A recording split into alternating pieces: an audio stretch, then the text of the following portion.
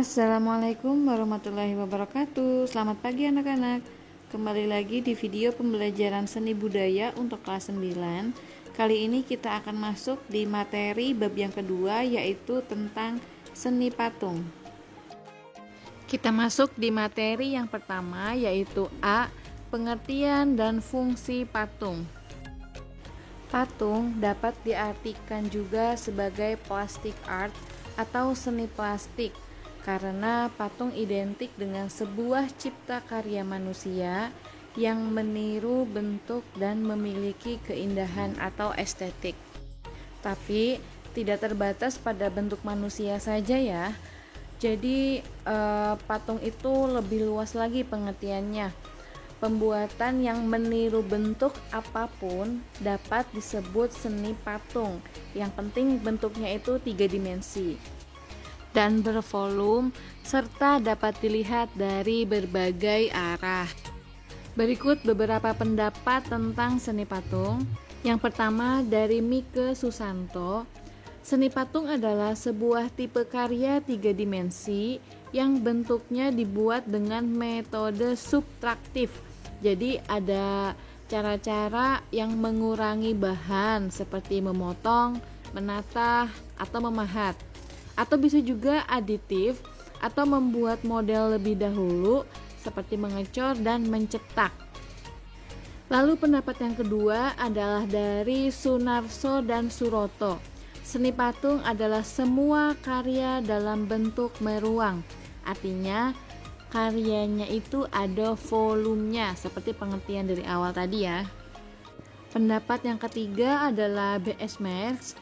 Seni patung adalah karya 3 dimensi yang tidak terikat pada latar belakang apapun atau bidang manapun pada suatu bangunan. Jadi benar-benar bebas menciptakan suatu karya 3 dimensi.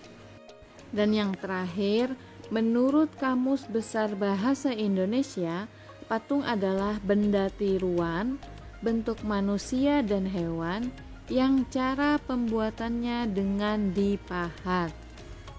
Hampir setiap daerah di Indonesia memiliki tradisi pembuatan karya seni patung. Contohnya patung primitif yang berasal dari suku Asmat di Papua. Ada juga patung-patung pada masa kerajaan Hindu-Buddha di Jawa dan Bali. Banyak sekali ditemukan hasil karya seni patung, terutama di candi Hindu dan Buddha yang bercorak tradisional seperti ini. Pada masyarakat tradisional, pembuatan patung seringkali dihubungkan dengan kegiatan religi seperti pemujaan kepada dewa atau arwah nenek moyang. Secara umum, berdasarkan pembuatannya, seni patung terdiri dari 3 macam, yaitu 1. Patung sebagai fungsi personal. Nah, di sini karya seni patung diciptakan semata-mata untuk kepentingan personal atau pribadi, atau bisa juga sebagai ekspresi perasaan dan ungkapan pribadi termasuk tujuan religi. Di sini ada contoh patung untuk kepentingan pribadi atau personal yang berada di Galeri Nasional Jakarta. Yang kedua adalah patung sebagai fungsi sosial. Di sini patung diciptakan untuk memperingati suatu peristiwa yang bersejarah atau mengenang jasa seorang pahlawan besar dalam sebuah bangsa atau kelompok. Dalam catatan sejarah, misalnya patung untuk monumen. Nah, contohnya patung di Monumen Pancasila Sakti. Di sini ada patung Garuda serta pahlawan-pahlawan Indonesia. Yang ketiga adalah patung sebagai fungsi fisik. Di sini patung bernilai estetika, artinya menciptakan dan membuat patung semata-mata untuk dinikmati keindahannya. Patung-patung yang dibuat sengaja untuk menghiasi sebuah taman atau sebagai dekorasi di sebuah gedung, atau bisa juga berfungsi memperindah sebuah konstruksi bangunan. Nah, di sini ada 2 contoh patung sebagai fungsi fisik. Yang pertama ada patung kerajinan dan yang kedua ada patung arsitektur. Keduanya patung ini bernilai estetika atau ada nilai keindahannya. Materi selanjutnya adalah B. Bentuk dan jenis patung. Dilihat dari perwujudannya, ragam seni patung modern dapat dibedakan menjadi dua, yaitu yang pertama bentuk imitatif atau realisme atau representatif.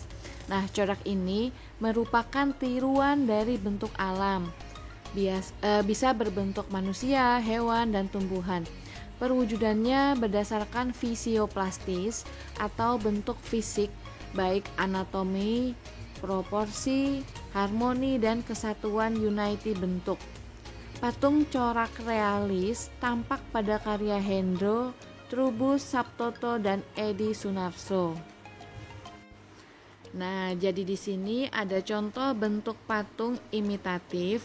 Di sini adalah patung figuratif dari pahlawan nasional. Bentuknya disesuaikan dengan proporsi asli dari figur tersebut. Nah, bentuk yang kedua adalah bentuk non-figuratif. Kalau yang pertama tadi figuratif, kalau ini non-figuratif atau abstrak. Patung ini secara umum sudah meninggalkan bentuk-bentuk alam untuk perwujudannya. Jadi sifatnya ini abstrak. Patung yang tidak menampilkan bentuk yang umum dikenal seperti bentuk-bentuk yang ada di alam. Ia mengolah elemen-elemen rupa trimatra seperti garis, bidang, ruang, dan memperlakukan unsur-unsur rupa tersebut sebagaimana adanya, tidak menggambarkan bentuk-bentuk alam yang asli. Nah, di sini ada contoh patung non-figuratif. Patung ini tidak mewakili bentuk-bentuk alam, baik manusia, hewan, ataupun tumbuhan. Patung di sini hanya dibentuk berdasarkan garis, bidang, dan ruang. Jadi bentuknya ini abstrak. Materi selanjutnya adalah C. Bahan dan alat dalam berkarya seni patung. Jadi dalam pembuatan patung kita memerlukan bahan dan alat. Yang pertama adalah bahan. Nah, bahan terdiri dari berbagai macam. Yang pertama adalah bahan lunak. Bahan lunak adalah material yang empuk dan mudah dibentuk. Contohnya tanah liat, lilin, sabun, plastisin, dan bahan yang mudah dibentuk lainnya. Kelebihan dan kekurangan bahan lunak seperti ini adalah kelebihannya mudah dibentuk, tapi kekurangannya kita tidak bisa membentuk karya yang ukurannya besar, hanya bisa membentuk karya dengan ukuran kecil saja. Bahan yang kedua adalah bahan sedang, artinya bahan itu tidak lunak dan tidak keras. Contohnya kayu waru, kayu sengon, kayu randu, dan kayu mahoni. Bahan yang ketiga adalah bahan keras, dapat berupa kayu atau batu-batuan. Contoh kayu dengan bahan keras, ada kayu jati, kayu sonokeling, dan kayu ulin. Selanjutnya bahan keras batu antara lain batu padas, batu granit, batu andesit, dan batu pualam atau marmer. Yang keempat adalah bahan cor atau cetak. Bahan-bahan yang digunakan antara lain semen, pasir, gips, logam, timah, perak, emas, dan juga beberapa bahan kimia seperti fiber atau resin. Dan yang terakhir adalah bahan-bahan lain yang ada di sekitar atau benda bekas lainnya. Contoh kertas yang dihancurkan dapat juga dibentuk menjadi sebuah karya seni patung. Yang kedua adalah alat. Peralatan yang digunakan untuk membuat patung tergantung kepada bahan dan teknik yang akan digunakan. Yang pertama adalah butsir, adalah alat bantu untuk membuat patung yang terbuat dari kayu dan kawat. Yang kedua adalah pahat, adalah alat untuk memahat, mengurangi atau membentuk bahan batu dan kayu atau bahan keras lainnya. Yang ketiga adalah sendok adukan, berfungsi untuk mengambil adonan dan menempelkan pada kerangka patung. Yang keempat adalah meja putar, adalah meja bulat yang bisa berputar. Fungsinya untuk memudahkan dalam mengontrol bentuk dari berbagai arah. Selanjutnya, materi terakhir di video kali ini adalah D, teknik berkarya seni patung. Dalam berkarya seni, proses pembuatannya disebut dengan teknik. Nah, di sini akan kita bahas macam-macam teknik dalam pembuatan seni patung. Yang pertama adalah teknik pahat, yaitu mengurangi bahan menggunakan alat pahat. Misalnya membuat patung dan relief dengan bahan dasar kayu dan batu. Alat yang digunakan untuk membuat detil-detilnya adalah pahat dan palu. Selanjutnya, teknik yang kedua adalah teknik butsir, yaitu membentuk benda dengan mengurangi dan menambah bahan. Misalnya membuat keramik dengan bahan dasar tanah liat. Alat yang digunakan adalah sudip. Teknik yang ketiga adalah teknik cor, yaitu membuat karya seni dengan membuat alat cetakan terlebih dahulu. Kemudian dituangkan adonan berupa semen, gips, dan sebagainya sehingga membentuk yang diinginkan. Alat yang digunakan adalah cetakan. Selanjutnya, teknik yang keempat adalah teknik cetak, yaitu membuat karya seni dengan cara membuat cetakannya terlebih dahulu. Misalnya membuat karya patung kerajinan dengan bahan tanah liat, semen, dan lain-lain. Teknik cetak ini hampir mirip dengan teknik cor ya. Dan yang terakhir adalah teknik assembling atau merakit. Adalah membuat sebuah komposisi atau sambungan dari material seperti besi, logam, tembaga, atau berbagai macam material seperti benda atau found objek, kertas, kayu, dan tekstil. Bisa dengan cara las listrik, menyambung dengan lem untuk membuat karya, atau untuk mendapatkan bentuk tertentu.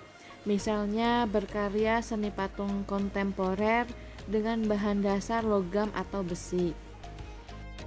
Nah, sekian dulu materi video pembelajaran seni budaya untuk kelas 9. Semoga bermanfaat. Ibu akhiri. Wassalamualaikum warahmatullahi wabarakatuh. Thank you for watching.